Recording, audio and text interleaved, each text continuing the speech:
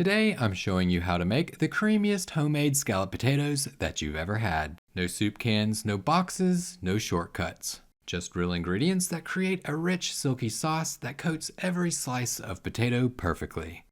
I'm Johnny Mac, and this is the Sauce and Gravy channel. Let me show you how to make scalloped potatoes in 5 easy steps. Step number 1, caramelized onions, the secret flavor for scalloped potatoes. For this recipe, you'll need 1 large onion. That's roughly about 380 grams. Sweet onions or Valdelias work great. It can be cut any way that you like. I like to cut it in half, quarter it, and then chop it into half-moon type shapes. Turn your burner up to medium to high heat. Add 1 tablespoon or 15 grams of bacon grease.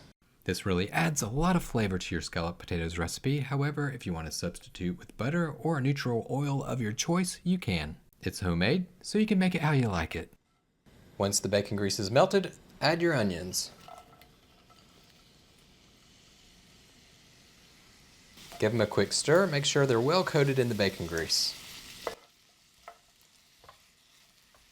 When the onions are well coated in the fat and they start to really sizzle because they're up to temperature, turn the temperature down to medium-low, frequently stir, and cook for about 30 minutes until the onions are golden brown. This will give you the perfect amount of time to knock out the next couple steps in the homemade scalloped potato making process. So let's dive in to step number 2, infusing milk and cream to create that rich scalloped potato flavor. You'll need a small sauce pot. Add 2 cups of milk or 500 milliliters.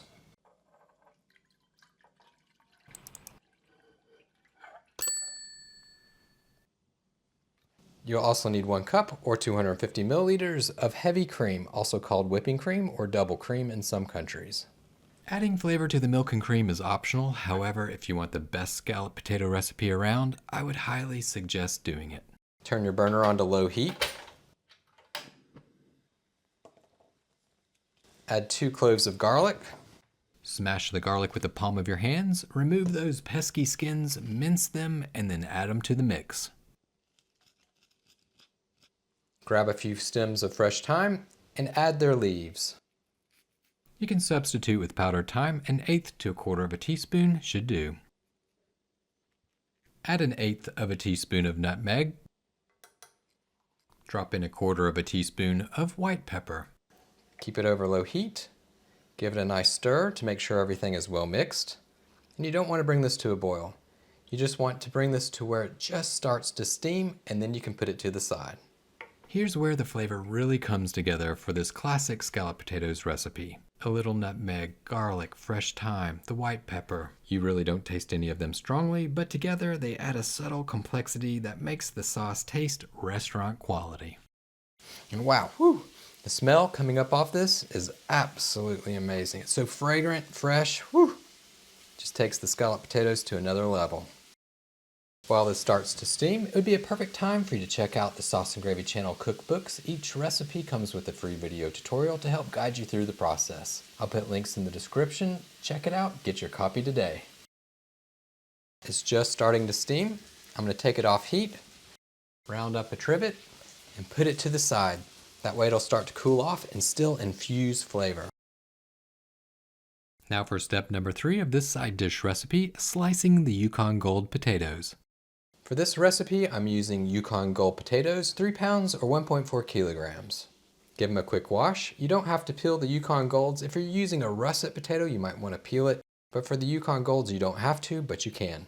Use a mandolin or a cutting board to cut them up into 1/8 inch scallops or slices. That's about 3 millimeters thick. When making scalloped potatoes from scratch, there is a good reason why I'm using Yukon Gold potatoes. They have a naturally buttery flavor and the perfect amount of starch so that whenever they bake in the cream sauce, they turn incredibly tender and creamy without falling apart.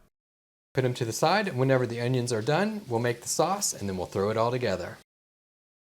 After about 30 minutes, you should have some nice caramelized onions.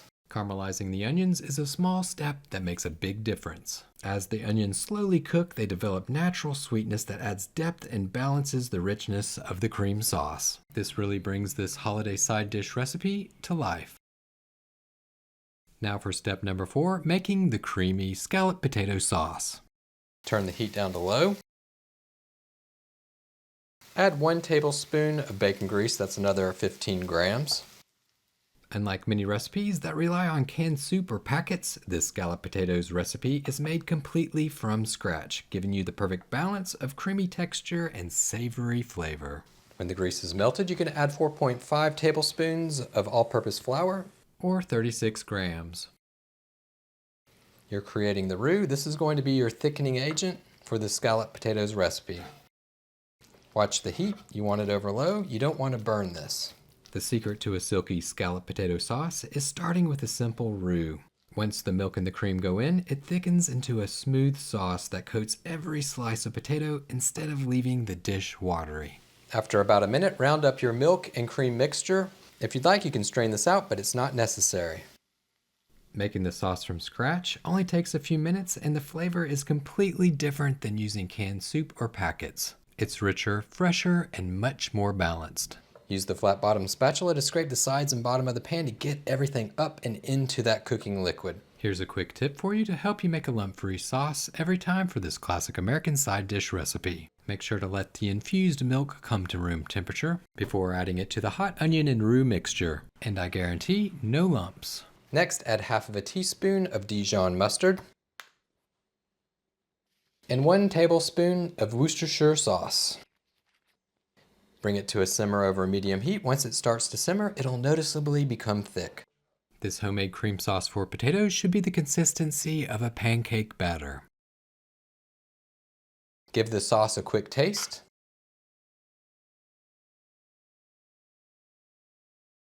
Oh yeah, that's good. Woohoo! Adjust the seasoning.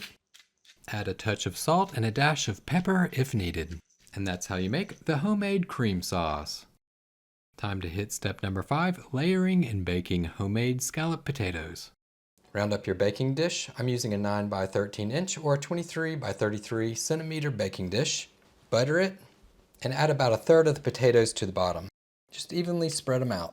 A lot of people get scalloped potatoes and potatoes au gratin confused. Traditional scalloped potatoes are actually made with a creamy milk or cream sauce and don't usually include cheese, while au gratin potatoes are typically layered with cheese and finished with a crusty cheese top. To that, you'll add about 1/3 of the sauce.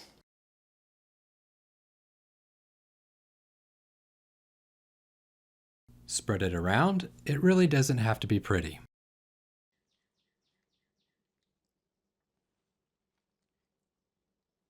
And then you'll just repeat the process.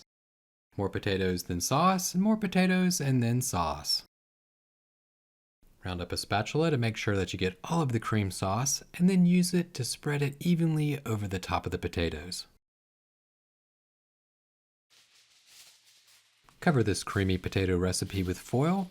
Place it into a preheated oven at 375 degrees Fahrenheit, 190 Celsius. Bake covered for 45 minutes. After the 45 minutes, take it out of the oven, remove the foil, pop it back in the oven, uncovered for another 20 minutes or until it's golden brown on top. After the 20 minutes, if it's not as brown as you like, put it under the broiler for 1 or 2 minutes until you like what you see. Whenever the scalloped potatoes are done, let it sit and rest for a few minutes to slightly cool, and you can garnish it with chopped parsley or chopped chives. These creamy potatoes are the perfect side dish for Easter, Thanksgiving, Christmas, Sunday dinners, or comfort food nights. That's it. That's all there is to it. That's how you make the best homemade scalloped potatoes recipe. No canned soup, packets, or boxes. All homemade from scratch. Thank you so much for watching the Sauce and Gravy channel. If you found this recipe helpful, be sure to hit that like button, share it with your friends, hype it up, and subscribe for more delicious sauce and gravy recipes.